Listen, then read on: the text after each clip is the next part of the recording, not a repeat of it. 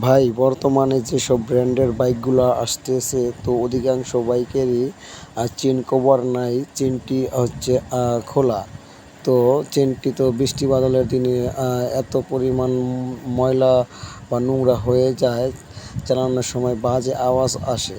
তো যেহেতু chain cover নেই তো সেটা তো ময়লা হবেই, তো সেটা পরিষ্কার করে রাখার তো দায়িত্ব আমাদেরই। তো আমি এটা অ্যাবজের ভার্সন 2 গাড়ির চেনটা ক্লিন করছি। সেটা হলো প্রথম আমি কেরোসিন তেল দিয়ে চেনটাকে ভালো করে ব্রাশ দিয়ে ধুয়ে নিয়েছি। তারপর আমি সেই হাওয়া দিয়ে দিচ্ছি চেনটার ভিতর।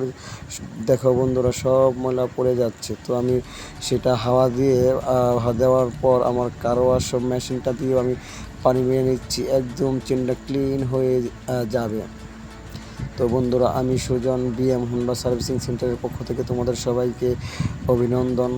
তো বন্ধুরা, আমার ভিডিওটি যদি ভালো লেগে থাকে অবশ্যই একটি সাবস্ক্রাইব করে দেবে। আর বন্ধুরা, এই ভিডিওগুলো আমি শুধু তোমাদের জন্যই বানাচ্ছি, কেননা হয়তো কিছু শেখা যাবে।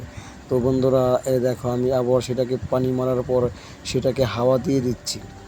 হাওয়া দিয়ে একদম পানিগুলা শুকিয়ে দেওয়ার চেষ্টা করতেছি। তো এক পর্যায়ে চেনটা একদম ক্লিয়ার হয়ে গেছে। দেখো বন্ধুরা, কোনো ময়লা নেই। এবং সেটা আমি ফাইনালি চেন চাকাটা ঘুরিয়ে ঘুরিয়ে একটু মোবিল দিয়ে দেওয়ার চেষ্টা করব। আশা করি এটা থেকে বাজে সাউন্ড আসবে না।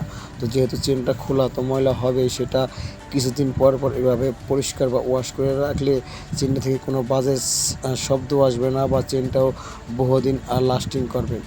তো বন্ধুরা, যদি আমার এরকম আরও ইন্টারেস্ট ভিডিও তোমরা পেতে চাও তাহলে চ্যানেলটিকে অবশ্যই সাবস্ক্রাইব করে দিবে।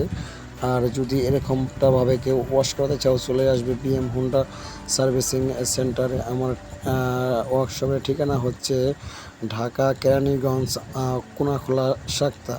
এখানে বাইকের যাবতীয় সমস্যা সমাধানের আমি চেষ্টা করে থাকি।